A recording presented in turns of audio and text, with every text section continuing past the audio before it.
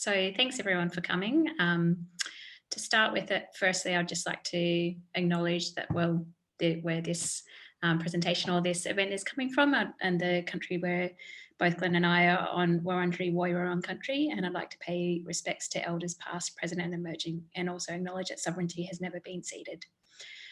So tonight we have the excellent Glenn Todd presenting on digital skills. So Glenn has a long history around working with digital and grassroots and non-for-profit organisations, and has 20 years experience developing website. So we're very excited to have him here tonight to share with you all some of his wisdom and expertise around how we use digital tech to create more change. And I also want to also continue on the acknowledgement of country. And I want to make a point that the internet is a physical, real thing. The servers that the internet runs on are made from materials from mining. The servers actually occupy physical land. The servers require electricity, which are powered by nuclear power, coal, fossil fuels, by dammed lands. And you still uses wires and towers. So I really want to acknowledge that that the physical internet is on Aboriginal land around the world and impacts Aboriginal people. And for example, the nuclear industry that's really impacting heavily on the First Nations people of Australia. And another point that I want to make is that Elon Musk's company SpaceX is about to launch 42,000 satellites into the sky, and traditional First Nations people around the world, the sky and the stars are very important to their culture and to their practice. So I just want to acknowledge that the next phase of the internet is actually going to cause a lot of light pollution for First Nations people with their skies and stars. Okay, so the workshop aiming at beginners, and the target audience that we're really looking at is people that are working in small groups that have low to no resources, which is quite different to some of the big NGOs that, you know, will have their own digital department. When I've been working with a lot of not-for-profit groups, the same thing, you know, building fancy websites to do fancy things, but do they work? Do they achieve results? To me, that is the key question. And I'd much rather have a really crappy website that looks ugly, that actually produces the results we're looking for our campaign, rather than having a fancy, pretty website that actually does nothing. So I'm just running off the run sheet, and I'll just drop it into the text so you can follow me along. Okay, so if you want to make your website digitals work, it's all about strategy, strategy, strategy. And I'm a huge fan of strategy. So there's 3 levels of strategy that we will need to look at. The first one is the theory of change, or change models. So this is your belief system of how you think change happens. So some people believe that praying is a very important way to create change. Some people believe in the divine order. Some people think that you can join a tech startup, get really rich, fly to Mars, create change that way. Now, in this context of what we're doing today, I'll be using the theory of change model that we organize people to take planned actions. So this is my belief on how we create change. And, you know, there could be a mix of the previous things I described. But in this context, to focus it, the theory of change model is we organize people to take planned actions. Now, from there, we need our campaign strategy, or sometimes called community organizing strategy. Now, unless you're lucky, campaigns are one with strategy and hard work. So, yep, sure, you could make a website that goes viral or video, and then you could then inspire a politician that then champions your cause, and then you win your campaign. So, yep, sure. However, all the points I'll be making is contradicted if you're lucky. So sure, if you're lucky, but we're going to default to the fact that we're going to be strategic to actually win. I'm not going to go through the actual campaign strategy. The reason is there's so many organizations and so many individuals and so many resources in Australia that do campaign strategy. So for example, we've got the Change Agency, which has books, has fellowship, has heaps of resources and a funky new website. Australian Progress run events. They've got heaps of resources. They do incubators. They've also got this Slack channel, which is really, I recommend that you join, which is for organizers, including technical digital people. So you can jump on the Slack channel and then you can ask questions of some top level professionals, and there's a lot of support around that. So I recommend that. You've got people like Aidan Ricketts that again have got books, workshops, a university course if you'd like to go up to Lismore to study actual theory of campaign strategy. Plan to Win that does workshops, again, resources. Podcasts, Changemakers podcast. Now, the Commons Library also have a very beautiful website. Is a vast library of resources. So amongst all of that, I recommend that as an activist or a change maker, that we study the crafts of campaign strategy. And it's the sort of thing that we, when we hang out with other activists, we debate and nerd out on, and like, what do you think about this strategy?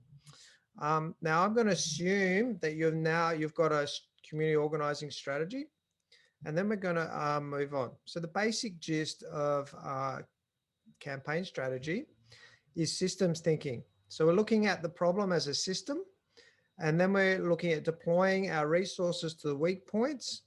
And then we want to grow those resources so we can target more weak points, or to actually leverage harder into those weak points. So that boils down to organizing people. So I'll move on from there. But that's like not just another webinar. That's actually a lifetime of study on campaign strategy. Is that digital strategy? It's really important to frame it that it's supporting the campaign strategy. So it's not a separate thing. It is intricately linked. It's just a subset of it. It may be the primary tool of your campaign, depending on the nature of your campaign. So GetUp, for example, uses digital as their primary tool for their campaigning. But maybe it's just doing the administration and some of the legwork in the background, and that your campaign strategy is far more about people. It's really important to focus on your digital strategy because you can easily blow money, resources, time, and missed opportunity. Like, you could hire some fancy people to put in fancy tech and blow lots of money really quickly. You could deploy heaps of time learning all this complex tech and then just not getting any results. So again, we really want to be thinking about how we're going to apply our tech. Now, if you're working with some people and they have no campaign strategy, stop.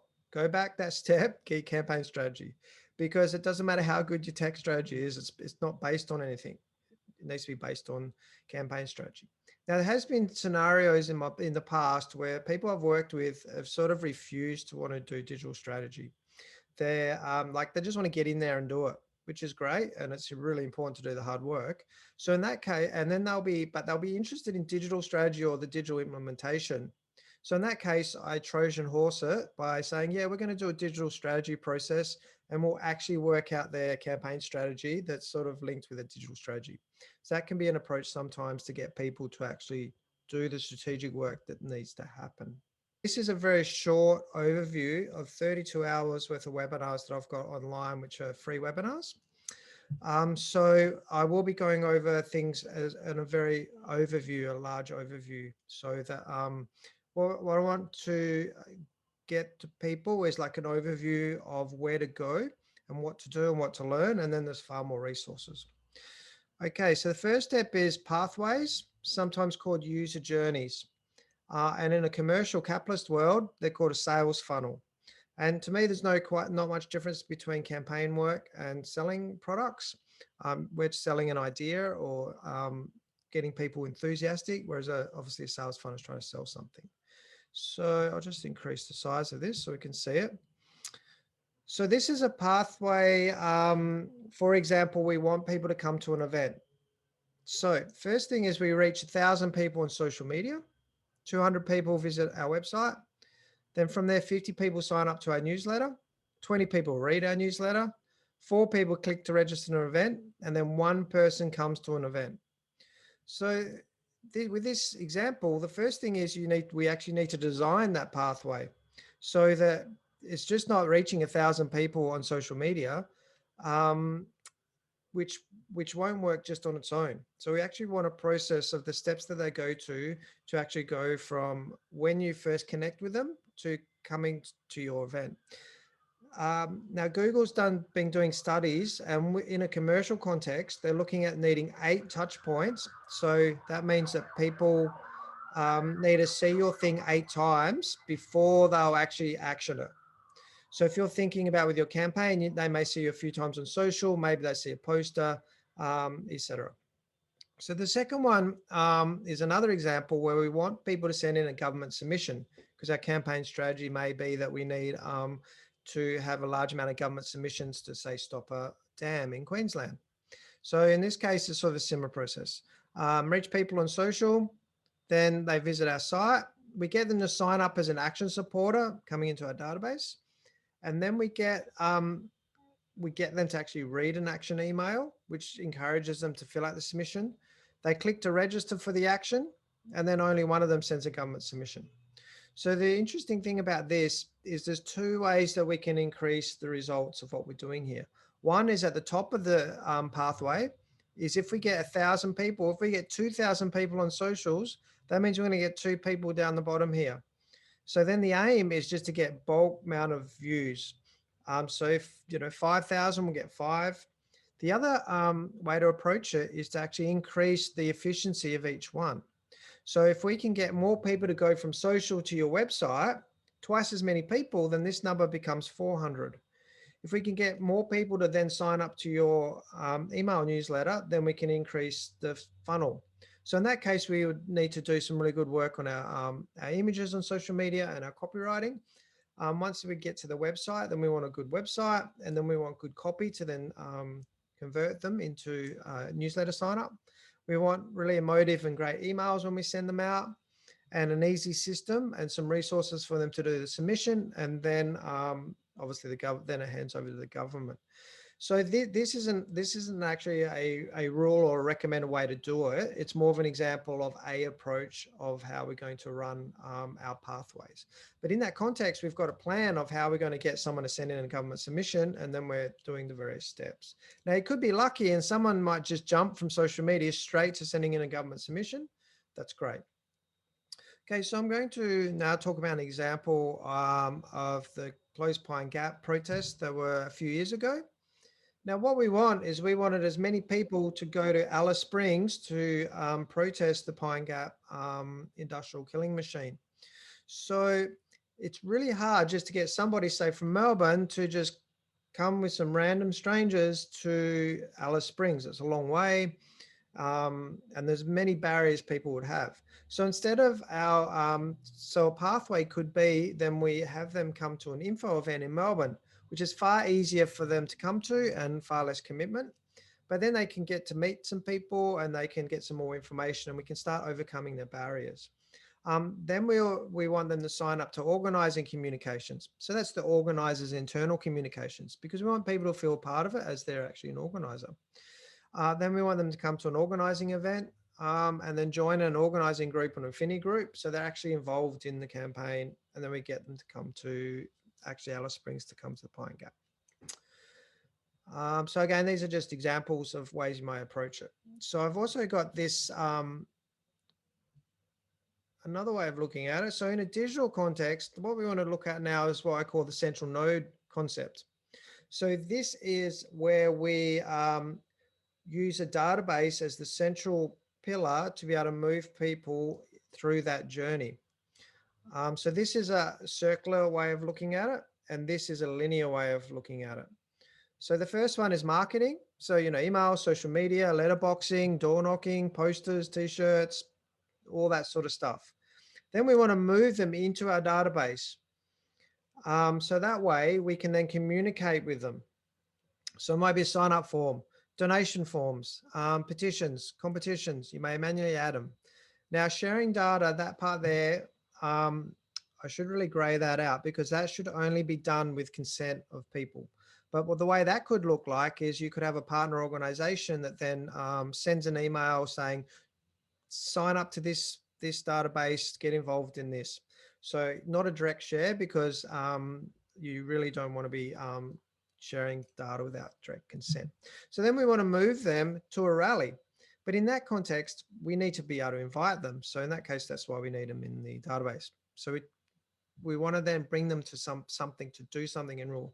So ideally, and obviously COVID is an issue, but ideally we want to get them off digital and then into actual humans and real people, because there's many benefits for that. Okay, so rally, info night, party, film night, planning, meeting, workshop, or training.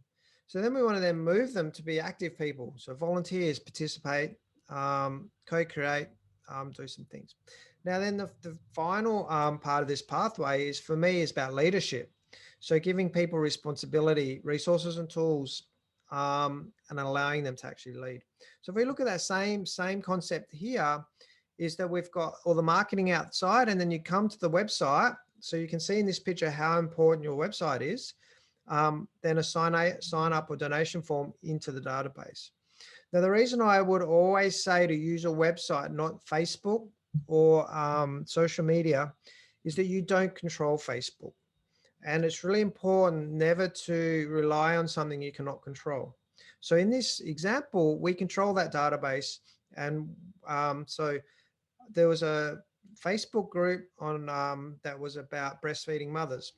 So I assume there would have been some mechanics there, but most of it was probably emotional support. Now, Facebook took offense to breasts and therefore just deleted that group overnight. So that whole community and the whole group lost their whole connections.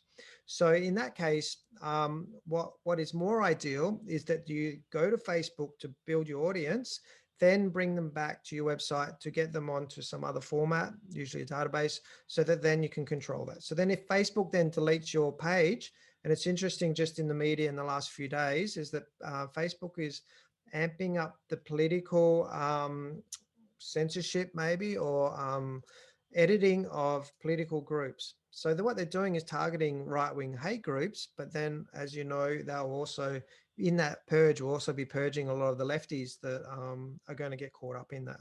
So never put all your eggs in Facebook. Yeah, I just wanted to ask, with newsletters, do you have a sense of what a decent open rate is? That is totally depending on your database and how you build it. And there are stats online for something like that. 20% is really excellent. Your big NGOs are getting in like 3 to 5%. Really? Okay. They flog the hell out of their databases. So that's the other thing as well, is to, how do you keep your emails connected. So when I'm sending my emails, I'm always, make sure it's high value. It's either a free resource or it's an important update or something like that, just to try and keep my rates up. Oh, hi, thanks very much. It's really interesting so far. I feel quite overwhelmed, Glenn. It looks like a really complex and complicated process. With regards to the database, is that something that is built into, do we call it activist software or platforms, so that we're not scrambling around trying to find things that are safe and secure and easy to use? So I'll be talking about tools a bit later. The issue is that the software, a lot of these things are getting much easier to use, but the problem is now we've got more things that we have to learn, and each component you need to learn. So even though it's getting much easier on one hand, it's getting more complex on the other, because there's just more to learn. And so safe and secure, I won't really be covering encryption here. We don't have an encrypted database solution that's easy to use for now. So it's, safe in the context that they're usually stored in on American databases. They're reasonably hard to hack. So they're reasonably safe and secure in that context, but the intelligence community probably can easily get in there, for example. So it depends on what your definitions of safe are. And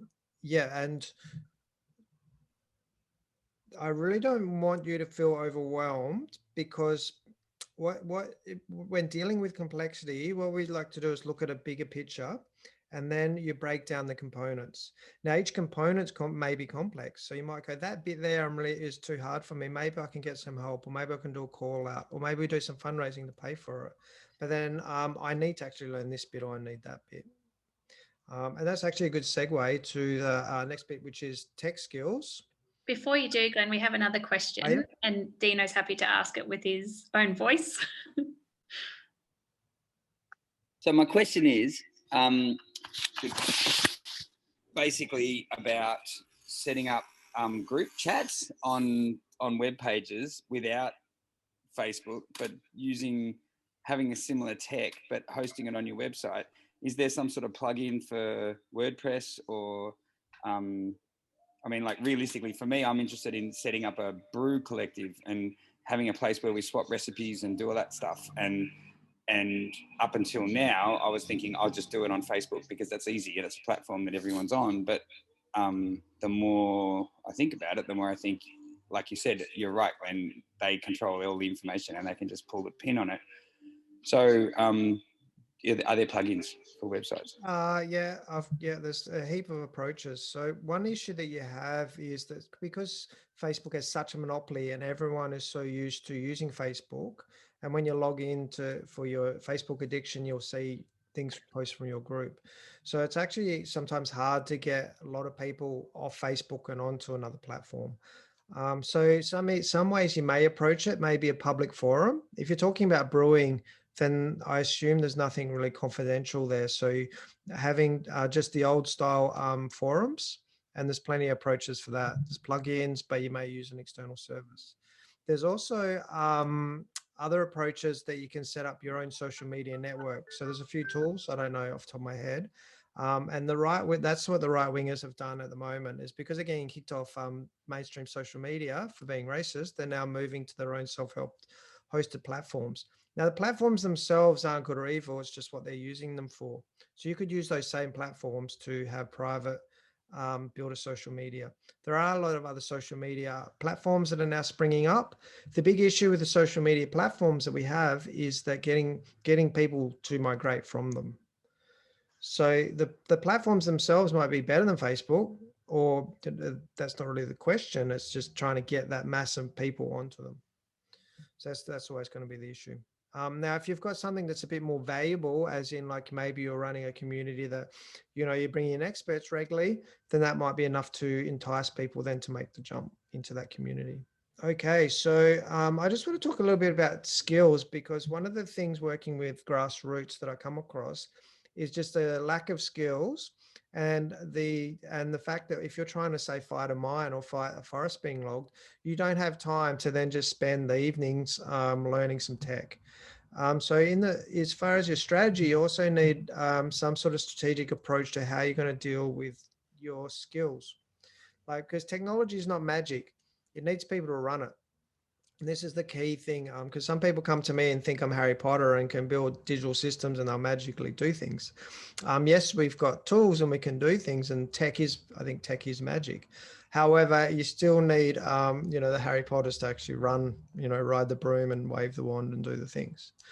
So there's two sort of things you want to look at. One is upskilling and the other is outsourcing. So maybe there's key bits that are really, really hard that only need to be done once. So maybe you just then outsource that, fundraise and outsource that bit. But then ongoing running social media or ongoing website management and ongoing tasks, you would then need to learn. So you go, how am I going to learn that? Am I going to go to a course? Am I going to self-learn, that sort of stuff?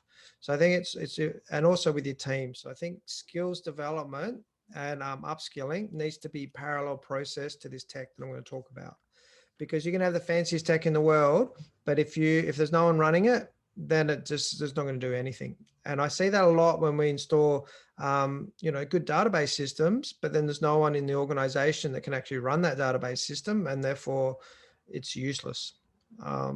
Okay, so now I'm going to maybe talk a little to what Sonia was saying. And I'm going to use the word the jargon called tech stack.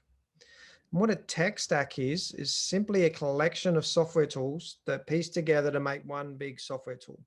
So Telstra, for example, is a mishmash of lots of different technologies, from really old technologies to really new technologies. It's all mashed together to make a telecommunications system.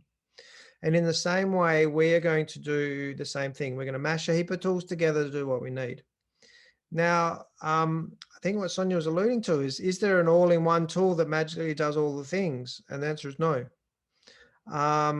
There are some tools that sort of go close, but for example, Nation Builder, which is close to an all-in-one tool, but they've got really limited website. So therefore you need to then outsource expensive website development or have an average website.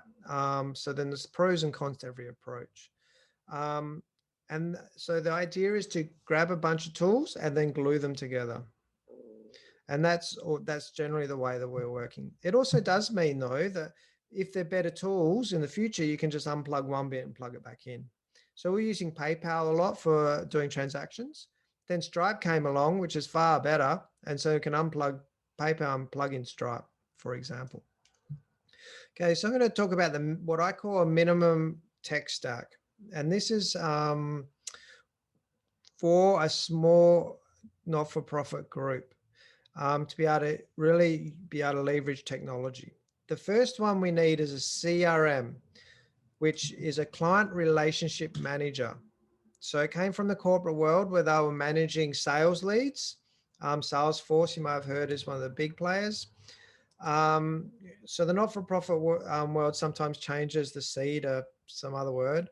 But in a way of looking at it, it's a database of managing people. And what your CRM needs to be able to do is to be able to tag people. So you may tag them, they came to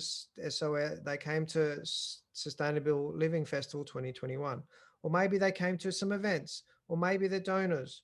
Like, how are you going to organize your data? So then you want to be able to organize them. So when you go back to the pathways that I talked about previously, you could tag them that they've come to these events, but not these other events, et cetera, et cetera. So you need some way of organizing people in that CRM. You need an ability to send newsletters. And you've got a lot of people that's crying that email is dead. But I'm usually hearing that voice from the big NGOs that are mistreating their databases.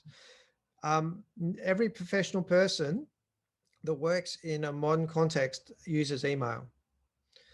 Email is still a core tool. So whether they give you their important email address or whether they give you their secondary one they never check, but if what you're doing is important to them, then it'll go to their important email. So email is still a key approach, and it's also very cheap to send to. I think your CRM needs to manage donations. Now, you may be running a campaign where money's not relevant and you're not taking donations. Generally, most campaigns need some money. Or if you can scale a campaign to a certain point, then you can pay for some fancy tech to be joined together. Or you can pay for a part-time campaigner and all that sort of stuff.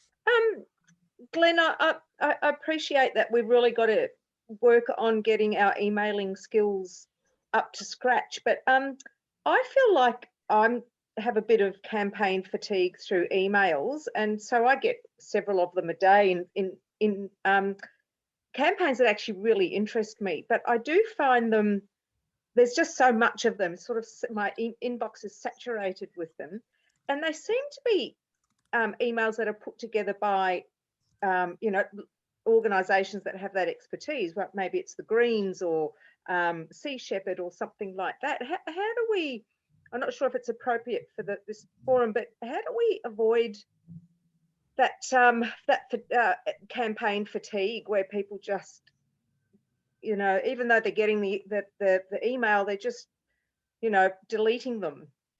Yeah, I mean, that's a key question just across the board. And I'm not saying that email is the key approach to connecting with people. Just in the context of a minimum tech stack that I'm talking today, that's affordable and technically able to implement. I mean, SMS is also very effective, but I'd also argue that building community and getting people together is the key way to connect. And it depends on your campaign and what you're doing, where you're geographic. Yeah, but definitely there's email fatigue. My point though is if someone's really interested in what you're doing and you're running a good campaign, the quality of the email is less important. The conversion is great, but it's more about getting people connected and inspired into the campaign. And there are so many fronts, unfortunately, that we're working on across activism. So yeah, if I had the answer to that, then I would be I'd have 20,000 people at this webinar. But that is the key. So that's something that you should always experiment with it in your community, and yeah, and not rely on email as a way to as a sore way of doing things. And I also think that, just jumping back, that your CRM should be able to manage events. That's assuming that events are appropriate. So the stack would be a CRM and a website. So the website I explained earlier why it's so important in the context of just somewhere to go. Now you may have just a one-page website that just has a sign-up form, but in that context, that's a URL, a domain name that then you can promote, and then maybe later you'll build a fancier website. You can start putting some information on there and some resources and that. Now, if you want financials, then you will need to be able to transact credit cards. Most donations are done by credit card. Sure, you can put your bank details on there, and there are other ways to transact, but generally credit card's the easiest. We want email. We want social collaborative documents to be able to collaborate. We want social media accounts, and we want basic reporting and video communications. So my question is about CRMs, is to do with, we're looking for customer relationship management software at the moment. And I never even thought for a second that we would be able to tag our customers in posts, and that would be a feature of a CRM software. Is that what you said before? Okay, so this is a very minimum feature. Like CRMs can be infinitely complex. So Salesforce, which also has a not-for-profit version, and so you can use Salesforce for your not-for-profit. Yeah. They run like a year-long course on how to use it, just figuring it. It's infinitely complex. So when you've got really big, complex business models, then you hire a consultant to actually design how you set up the information design and how you tag. Now, tag is just one way of organizing content. So I'll probably leave it at that. It just gets exponentially complex. But I just want to keep this webinar much more simpler. So to me, the simplest way of organizing people is through tagging. Now, with Nation Builder, for example, when you input data, like it will collect heaps of information. The geographic location will pull in, like if it's an event or donation, they'll all be automated. So you could go, I want to target people who are from Melbourne that donated. And that data is sort of just automated and built in. But I do think you should also have an additional way of organizing them, say tagging them, for example. So, you know, these are special people, or these people did a thing, or these people contacted us and said that they wanted to get involved. So I'm going to send them an extra email or something.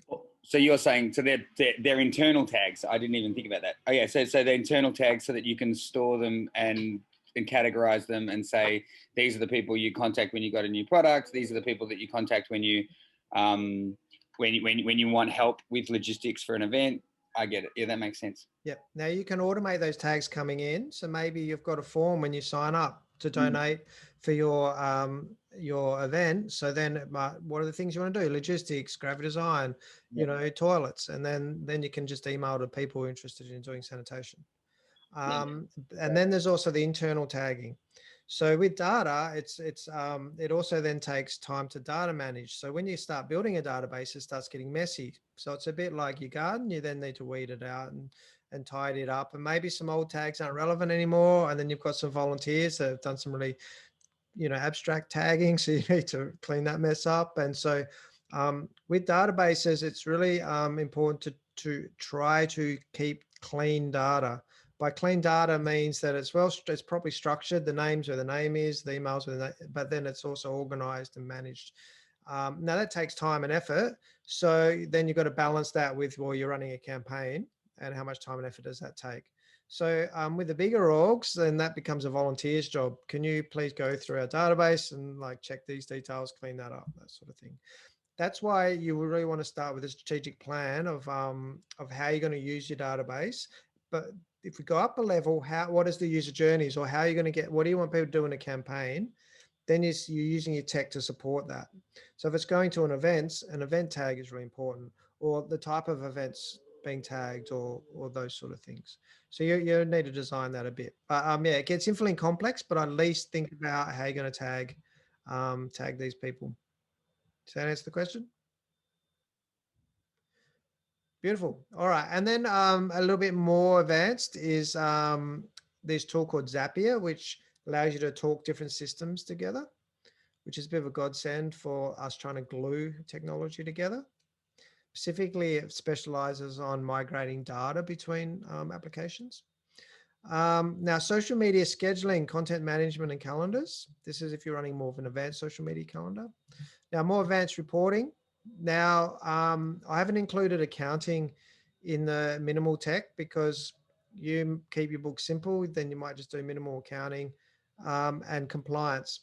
So if you're a bigger org or you've got compliance issues, you can automate a lot of that with technology, but that's not to me the minimum. To me, this is the minimum one where a small campaign where we're able to use the tools. If you get more capability and you've got more resources, then you'll start moving into this. So I'm going to move into some examples and some recommendations.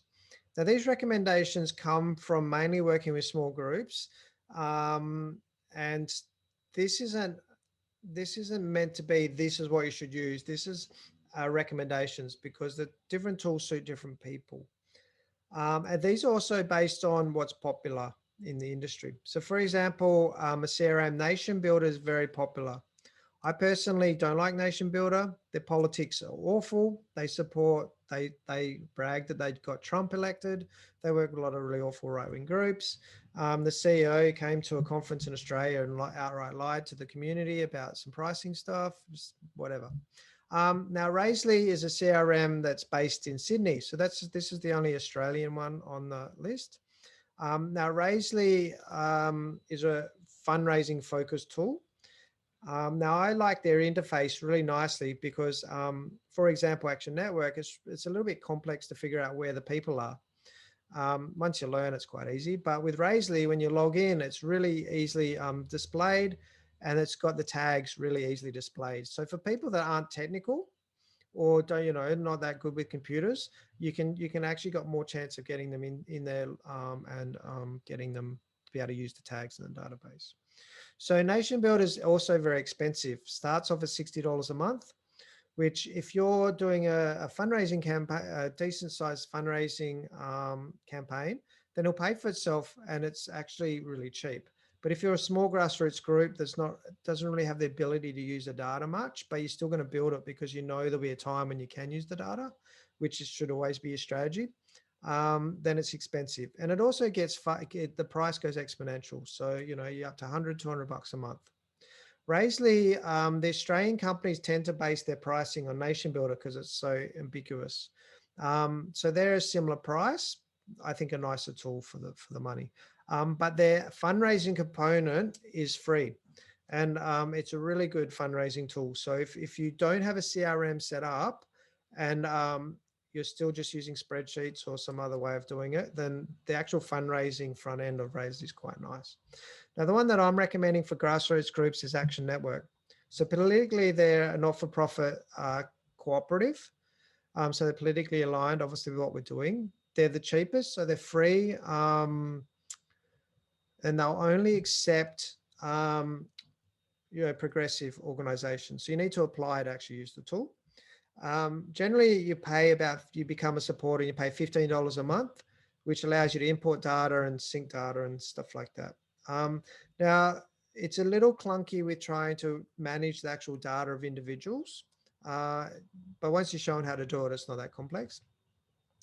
The good thing about Action Network is you can embed the forms, like the donate form and the sign up form, to another website, which then means you can use another tool for a website and then sync the database up really, really easily, just by cutting a bit of code and pasting it into your website.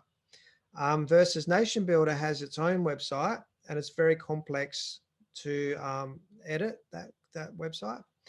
And Raisley also has really good embed forms. Okay, so websites, there's obviously a lot of ways of approaching a website. So one of them is to manage it yourself. This is what I specialize in, which is using WordPress.org. Now there are there's a lot of benefits to doing that, but if you're just say you're running a really quick campaign, you got to get it on the ground quick and you don't have any capability in the organization, then maybe you want to use what we call a managed service or software as a service. Now, what that means is the company, it looks after everything for you and you pay a monthly fee. So for example, Facebook, when you go to Facebook and create a Facebook group, for Dino's brewing group, you just go in there and create the group. You don't have to do any security patches. You don't have to install anything. You don't have to configure anything. So that's the benefit of, so some examples of WordPress.com, which is a little different to WordPress.org, but that means they manage it for you. Squarespace, Weebly, and Wix, they're what we call drag and drop page builders. So that means they're designed for people that don't have web skills, that don't know code. So ideally you can log in and then you can drag and drop and build your website. Now these tools are getting really quite good. So yeah, if you're quick to run on the ground and you want to get something up quickly that's not too ugly, then Squarespace, Weebly, and Wix are all good solutions. And with all these solutions, you can simply embed your Action Network forms into it. Okay, financial. So I recommend that you use Stripe. And what Stripe allows you to do is transact credit cards. Now you'll need a Stripe to then connect to Action Network to run your donations, or into Raisely or into Nation Builder. So Stripe actually does the credit card processing and it does the security. Now you're legally not allowed to do credit card processing, and I would advise that you just go nowhere near it because it's just too complex, and security and all that. You want to just show to your people that you're using Stripe to transact it, and then they do the security and it's all safe. Now, you would have heard of PayPal. PayPal also works, but it's very clunky. And to make it less clunky, you then got to have paid versions of PayPal. So I don't recommend using it. Now, Stripe, you'll need to create an account, and then you need to sync it to your Australian bank account. So you need an Australian bank account. Now, if you're a not-for-profit, there may be complexities around bank accounts, depending on how you're set up as a not-for-profit and all that sort of stuff. So I won't go through that in this webinar, but assume that you've got a bank account for your organization, or maybe you want to put it through a personal bank account. Now, try and speak to an accountant before you do things like that, just in case there's no, issues for the income and all that sort of stuff. But you need an Australian bank account. Then you sync your Stripe to the Australian bank account. Then you need to verify and provide more documentation. And that's because of the new anti-fraud global laws coming in. So they're quite strict. So if you'll need to put ID, business, not-for-profit IDs and all that sort of stuff up there. Not too onerous, but you'll need to be prepared to do that process. Now, email can get complex. So the first question is, do you need the actual domain? So by domain, just say savethetarkine.com. You're running a campaign, savethetarkine.com. Do you actually need glenn@savethetarkine.com? If the answer is no, then you can skip a whole lot of complexity. Now, if the answer is yes, it makes you much more look more professional and respectable, or or more of a formidable foe. So there's many reasons why you would have that.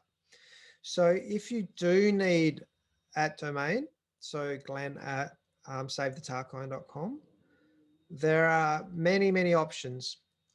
Google, so everyone would be familiar with Gmail. If you're a registered not-for-profit, you can get free Google Suite, which means free email, free collaborative docs, unlimited storage. Google is very generous for not-for-profits. They are also linked with the intelligence community as well. So if you're doing a campaign that's not politically sensitive in any way, then that's a very great option. Now, there's many other options of places where to put your email. Now, ProtonMail is my favorite. It's the most secure, respected in the world. Their user interface is really good. I've been using Tootnoda and it's really annoying me. It is very expensive though to put to use. The other approach, if you want your own email on your own domain, is to host it yourself. Now, if you don't need the domain, you could simply have savethetarkine@protonmail.com, get all the benefits of secure email, the great interface, and it's free, up to 500 meg. So you might have savethetarkine glenn@protonmail.com. So if you need the domain, it's much more complex. Okay, collaborative documents. Again, Google is by far the leader. There's no one anywhere close to Google as far as the slickness of their collaborative documents. And they are really a bit of a revolution in remote working. But if you're trying to work against the state for some reason, maybe you're trying to close Pine Gap down, well, I don't want to do my organizing on Google because I know the intelligence community can access our documents.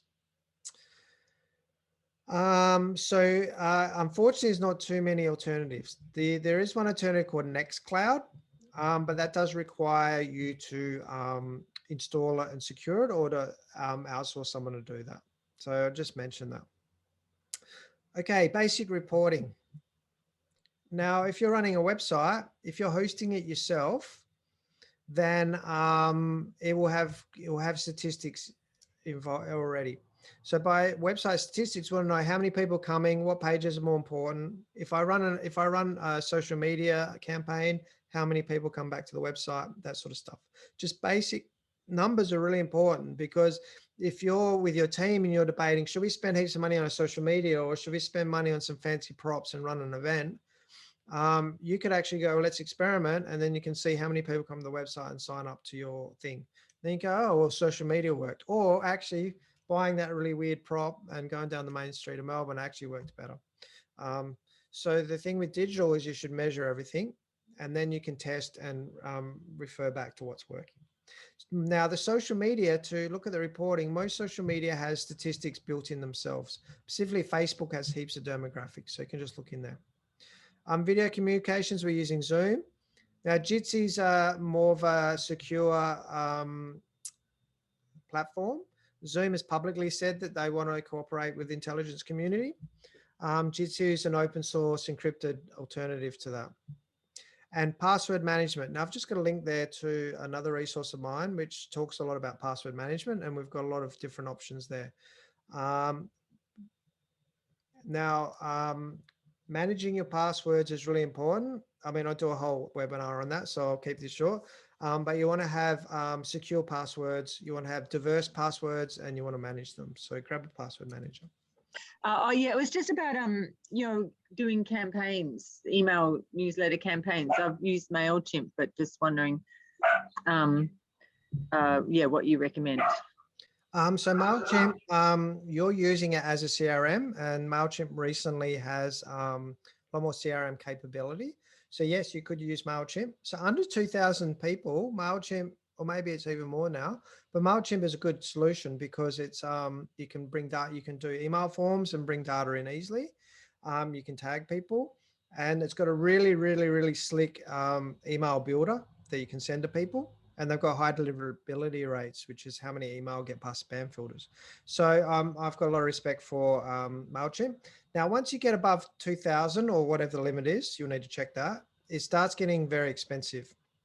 So generally, if I'm working with a group and we just can't put anything in, then I'll put in a MailChimp, because reasonably easy compared to other systems. It's free under 2,000. So there's been many cases where 6 months later they go, oh, it'd be great if we had a mailing list, and I'll go, oh yeah, we set one up. It's like, it's just in the background, you didn't notice it, and it's building it up.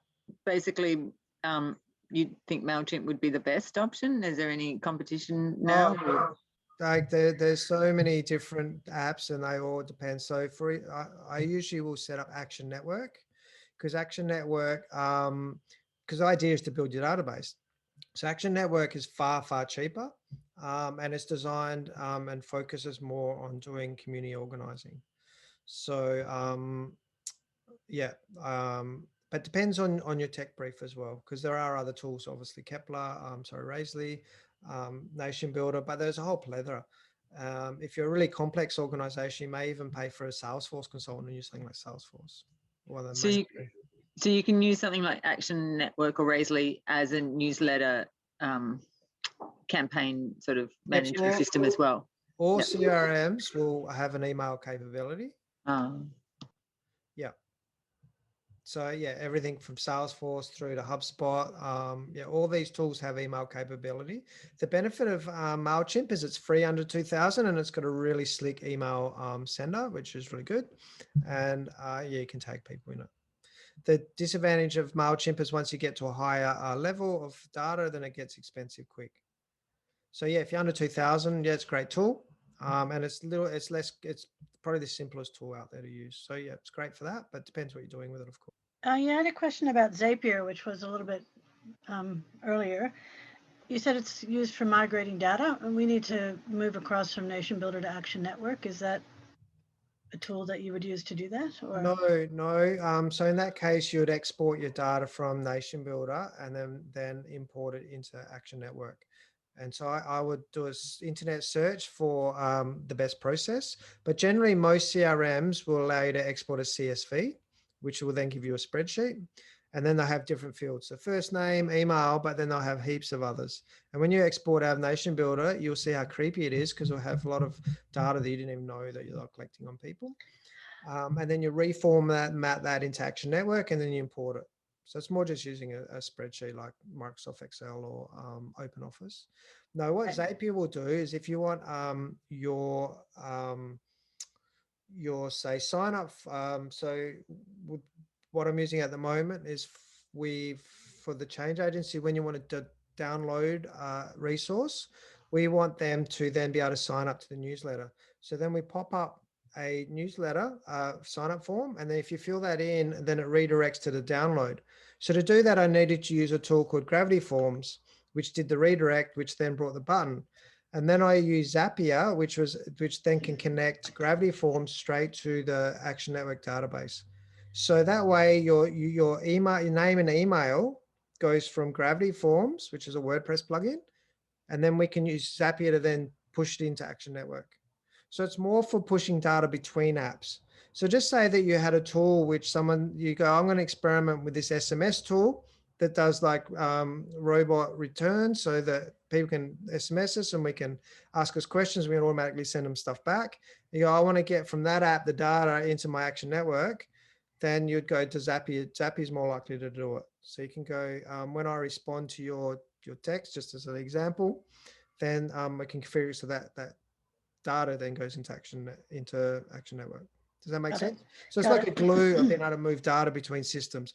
So for example, when someone signs up to your donates, you may then have a Zapier that then goes to your accounting software that then issues an invoice that then goes to your grants management system or some compliance system that you may have to have, then it pings the data there and da. So once you start piecing things together, then Zapier is like a glue.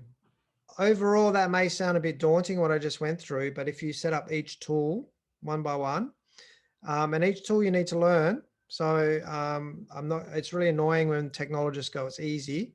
So it's not easy because you're gonna have to learn a new tool each time. But if you do one at a time and set them up and then work out how to connect them through. So it does take a bit of time, but then once you've learned that tool, then you know how to do it and then you'll be able to work it really quickly. So in that case, you then may get some help just to set up the systems for you. Or yeah, you may just learn one step at a time. Alrighty. So I've gone through the software question. Now joining it all together. So I've just got like a step-by-step guide of how to set up this minimum tech. Now it's an overview. It's not, specifically, click here, click there. It's just more of the steps to take if you're going to start with a system. Okay, joining it together. So first thing you do is set up a password manager, because you're going to have heaps of different passwords for different accounts, and you have good security protocol by having complex passwords for each different app. Now, what I should have also wrote there is to also set up a Authy, which is a two-factor authentication. Because for example, your Stripe, which is a financial transaction engine, if someone hacks into that, they can start like moving money out of your account, for example. So you want to make sure that's secure. You want two-factor authentication. So two-factor authentication means you got to type in a code when you log in. That means if someone gets your username and password, they still can't get in. Now, with your database, you should have a lot of respect for the people that you're collecting data on. So you want to make that really secure.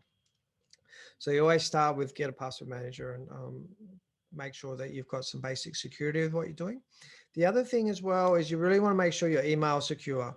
I had a friend that had his Gmail hacked. He's very lazy with his password. Now they use that then to, you know, he's signed up his bank accounts, he signed up heaps of tools. So what they did is they logged in, they reset the password, then they start logging into his various accounts, his bank accounts, resetting passwords.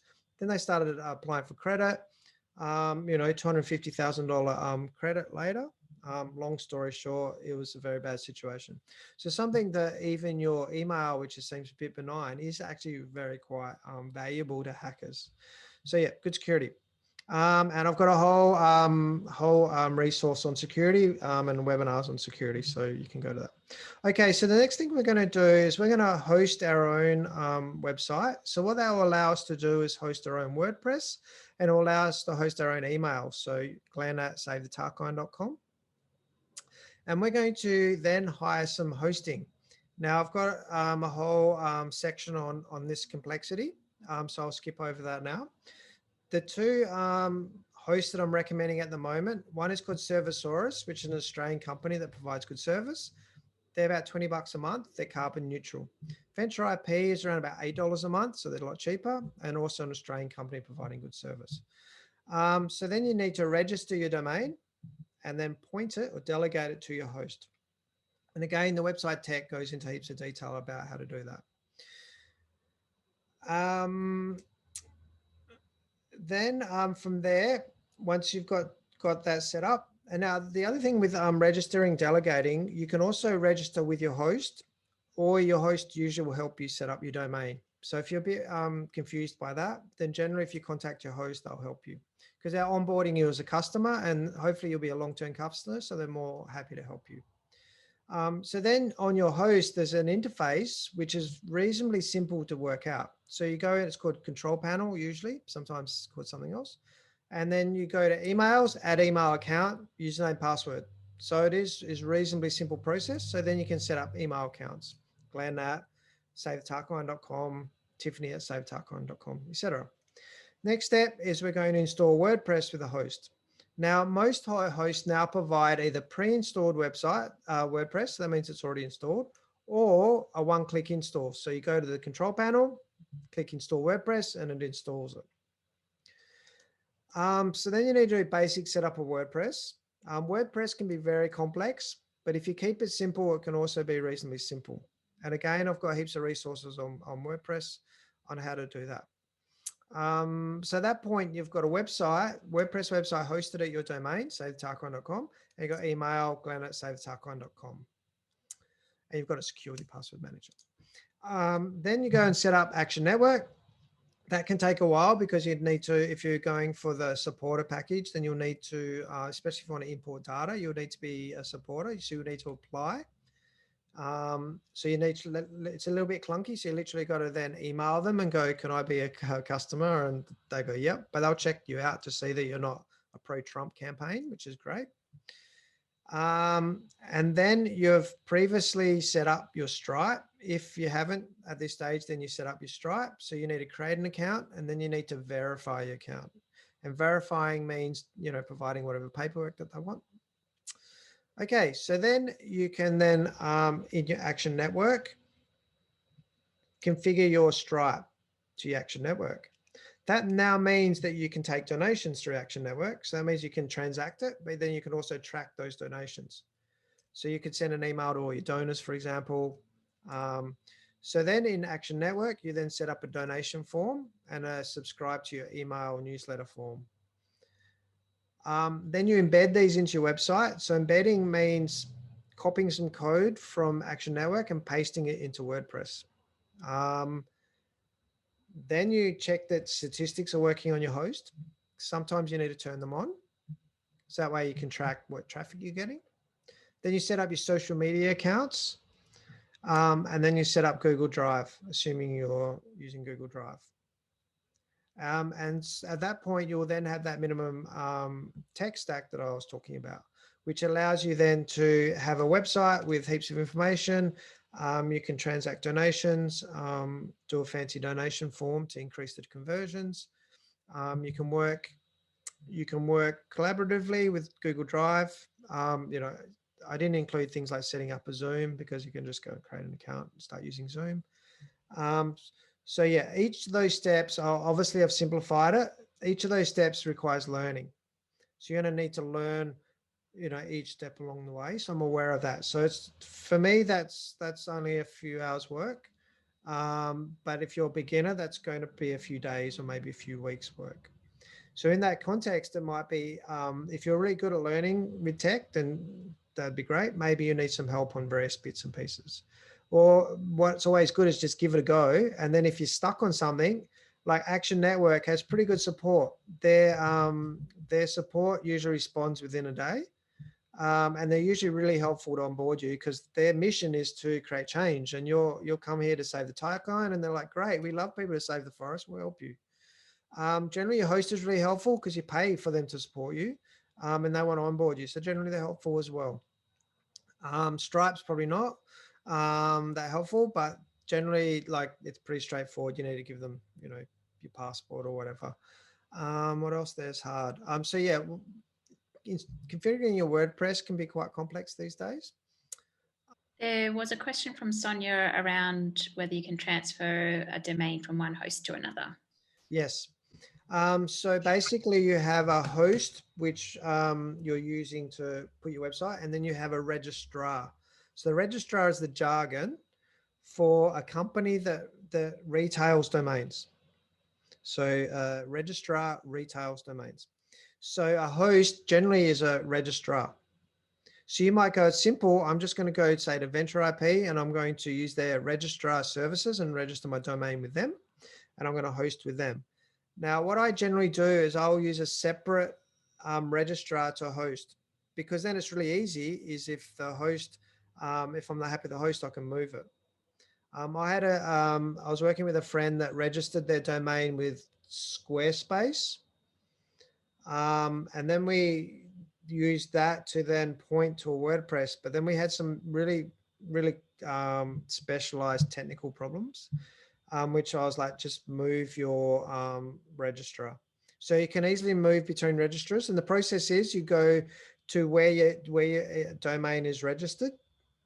Try to go slowly because I'm saying register a lot. So you go to where it's registered, and there's a code that goes with your domain. EPE code, I think it's called EPP or something like that, but there'll be a code somewhere. So look for that. And if you can't find it, then maybe do a search. Then you go to your new registrar. So where you want to move it to. Then you there'll be somewhere there on the website, transfer domain. So you put in the domain, you put in your details, you put in the code, and then you buy another year at least. You can buy more than 1 year, but then you register for another year. Then what happens is that then an email is sent to the owner of that domain, which will be you, saying, someone's just tried to transfer it. Do you approve this transfer? And you say yes. And then the transfer gets approved, and that's the process. So there's a few steps, but they're generally reasonably easy to transfer your domain. Now, to point your domain to your web hosting or to Squarespace or to somewhere else is called delegation. And delegation is a technical word to say point to. So you, as well as moving your domain between registrars, you also then need to point it to either Squarespace or to your host or to your app as well.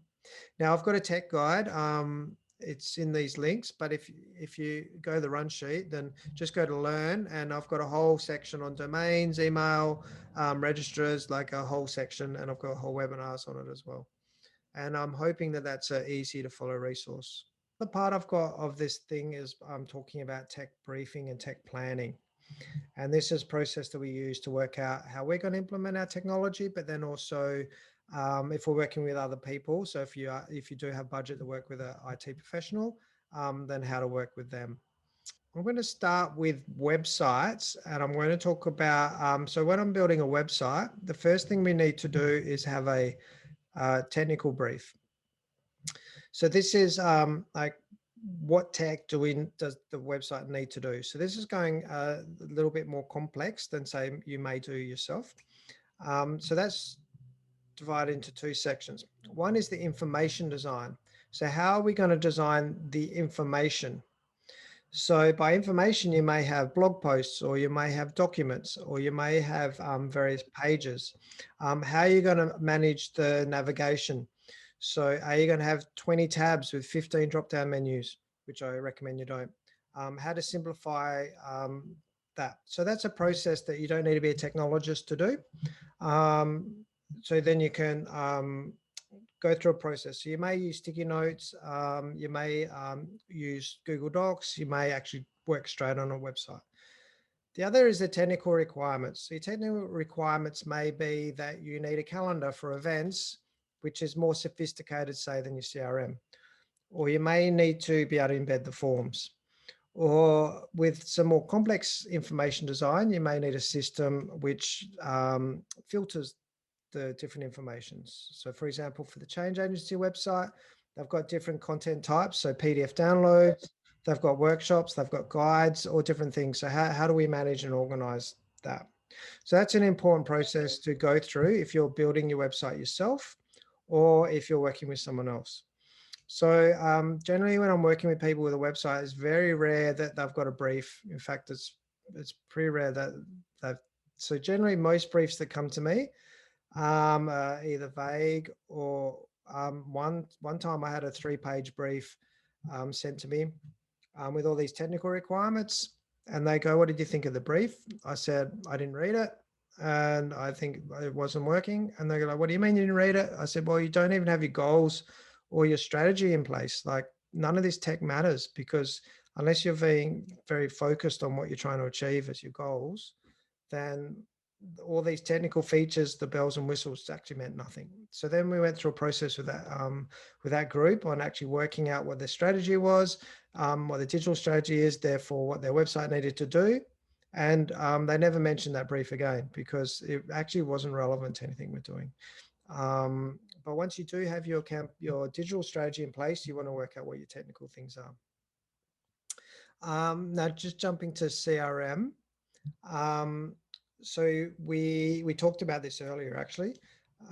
So how are you going to manage the data, or how are you going to manage the people? So firstly, what information are you going to collect from people?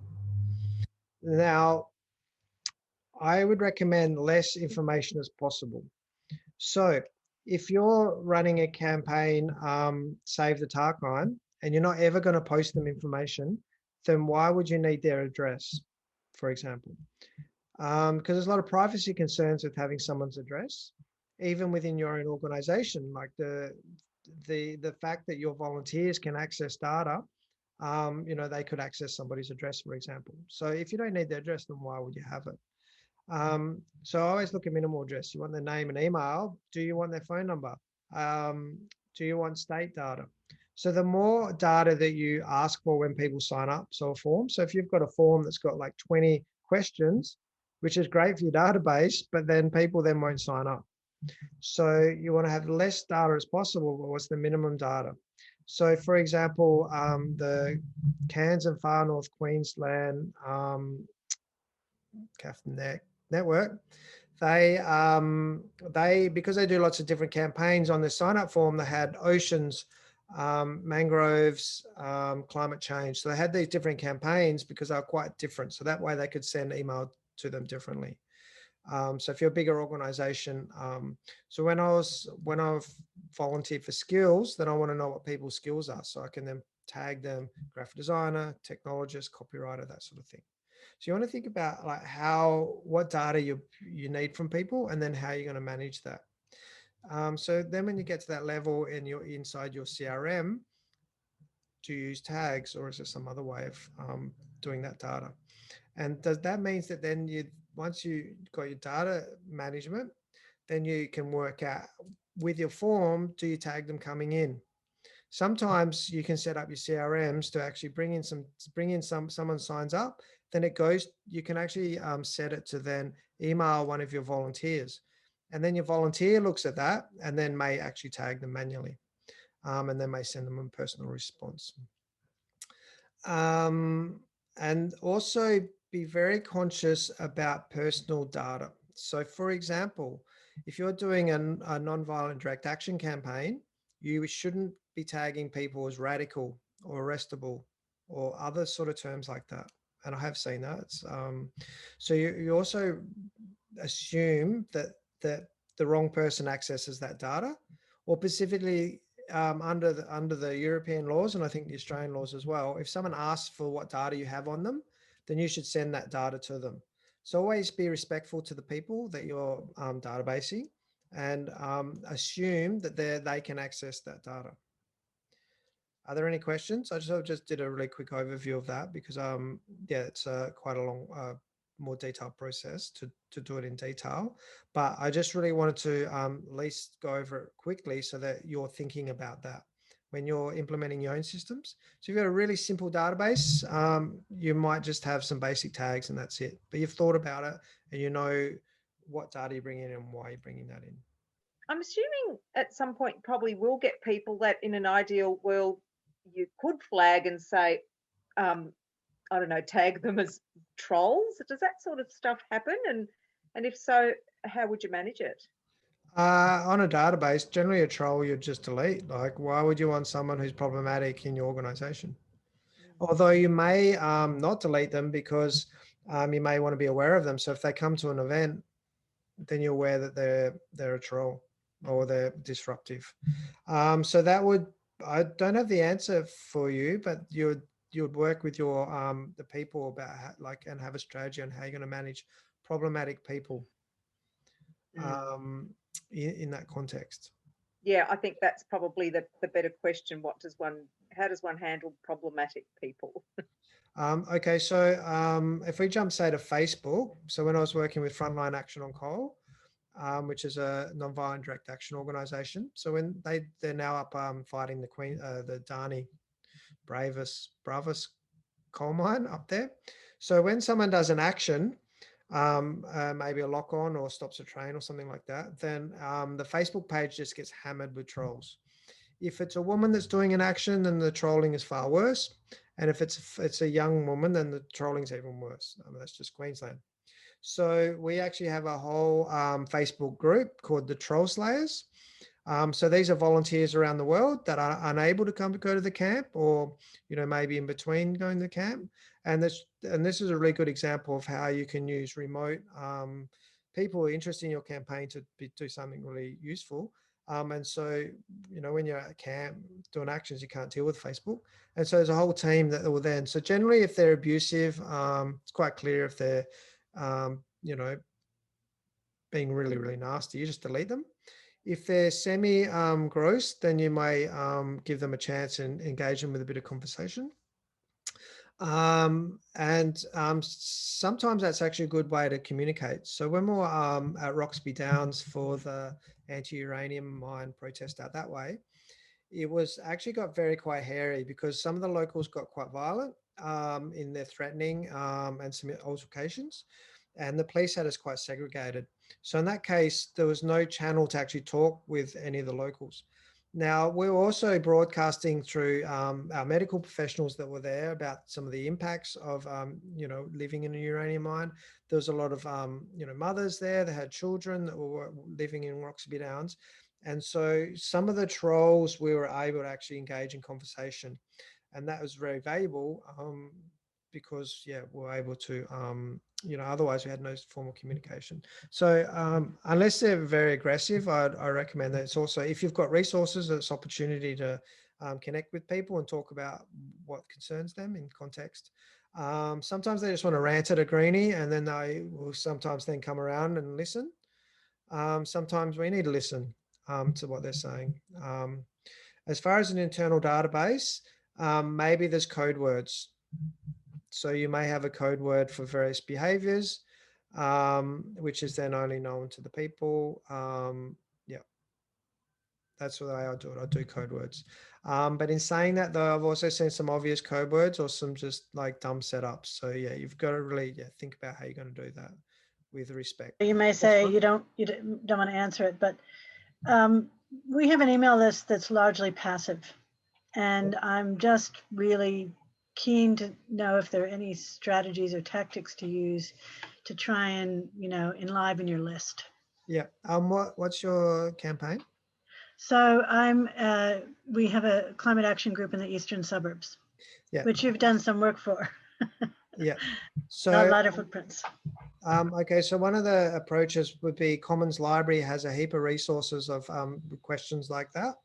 So that'd be a place to look for people that are much more experienced than me in that side of things. There's also, you can jump onto the Progress channel, the Slack channel that I recommended at the start. That's on the run sheet, because that's what that is. It's a place of people who run email lists and are trying, experimenting different things. For me, it's like a bigger picture of like, how do we connect and engage and inspire people? To me, that's more of the interesting question of how do we write copy for email? So why is the audience disconnected and what will inspire them? I'd be asking those sort of questions. And then the email is just a delivery platform. If your email list has gone dead, then it may be a case that those people have then just had enough and maybe moved on, or maybe they've just been, the campaign hasn't been relevant to them. So it could be a case of maybe even culling that list down. Yeah, is that something you would support? Because I've heard people say you'd never cull your list. I mean, you'd never delete anybody off your list. I mean, you don't need to delete them. You could just then start tagging them and just communicate more. So you may look at all your actives and then tag them maybe as active or something like that. And then you could then start keep the regular communication to them. And then maybe the more inactive people, then you're just doing much less email to them. So yeah, I probably don't have enough like on the ground experience to answer those questions. But the bigger picture questions I'd be asking is like, why are they disconnected? Maybe they just moved on, but like, what will it take to inspire them to jump back in? And as you were saying earlier, Glenn, it's about using your tech for a user pathway. So looking at what are the user pathways? Are there things that you're funneling people into in real life that the list is useful for? So it might be that there's not enough that they can get engaged in, or sort of looking at how to reconnect people that way. Sorry, then. And I know that Lighter Footprints has amazing events. Yeah. So in that case, COVID obviously would be problematic in this context. But They're then, great at attending events, but when you want to get them kind of out to do something, we struggle with that. yeah, so that'd be, I think, be good to brainstorm with your team, because again, also your team would know the that audience a lot better. Like, how can you get them to go from an event to doing something? Maybe even asking them at the event. So yeah, my understanding of those events is it's more like you get a special speaker that's inspiring, people will come, maybe in a similar way to maybe going to see the movies. It's like maybe a bit more entertainment. So maybe how could you design an event that's obviously that, because that's what they're there for and that's what they want, but then maybe interacting with something else, some more maybe some interactive things where you're saying like, what can we do as an organization, or maybe you could have some of the volunteers or the people in your organization at these events actually maybe talk about a bit their role and how they see their theory of change, their personal story of a theory of change, and then how that integrates with, well, I work with Lighter Footprints because this to me is the best engine that I know of that I can then do that. And then this is what I do, and like really wanting people to join in, or, when in doubt, also look at some personal stories. I've got Action Network, and I know that in America they can send out text messages. Yep. What would be a practical way to send out text messages from Action Network here? Do they? I haven't looked at that exact issue. My understanding, do they have it built in Australia? Yeah. No, I don't think so. So in that case, they will eventually. It's just a matter of, because from a technical point of view, they've got to actually configure it with a carrier. And if you know any international telecommunications, Telstra is one of the most expensive and the most difficult to work with in the world because of the monopoly that we have here. So for example, Cloudflare, which is a large cache speeds websites up, won't work in Australia because of Telstra. So in that case, there are other SMS tools. So then that'd be a matter of you playing glue. So you'd research what tools are working. And I know that discussion's a fair bit on the Progress Slack channel. So again, I recommend it is a great resource. So jump on there and ask the question, what do you recommend? And then you'll actually get people that are in the trenches with big databases rather than me theoretically going, oh, I think you should use that. Like they'll go, oh, we use this tool and it was good for that or this. Then the next question is, how do you glue it together? And that might also, you could ask them, like, how do you then get the data from Action Network to talk to the SMS app and then back? Just to find an external tool. Ideally, Action Network would do it, and then how would it talk to each other? Cool. Okay. And the other question that I had was, I'd love to be able to record attendances at Action Network events. Yep. Do you have any guidance on that? I don't think they do it, do they? There are other ways of doing it though. You could just have a simple web form that then you just export the data and then import it into Action Network, and that with a tag. Because when you import a CSV into Action Network, you can add a tag. So if you've got just say a contact form, which is simply name, email, you could just type that in and even get them to type the email in because they always get it wrong. Hit go. And then that just goes to just a spreadsheet. So Gravity Forms as a plugin to WordPress will do that, but a lot of those tools will. And then export CSV, import it, and then tag it as it's coming in. Okay, I shall pursue that. That sounds messing around, but that's the problem with gluing systems is that sometimes you're so hacking stuff that's labor intensive, but then it's going to cost $5,000 to get some expert in to develop something that automates it. But you're like, it's half an hour's work once a month. And then that's something maybe a volunteer can do to save $5,000. Because some people want to automate everything and then they get big budgets, or sometimes it's like, well, sometimes it's just easy to get someone to do, even though it's a bit like clunky and sort of weird feeling, but just to manually get around those systems. Yep.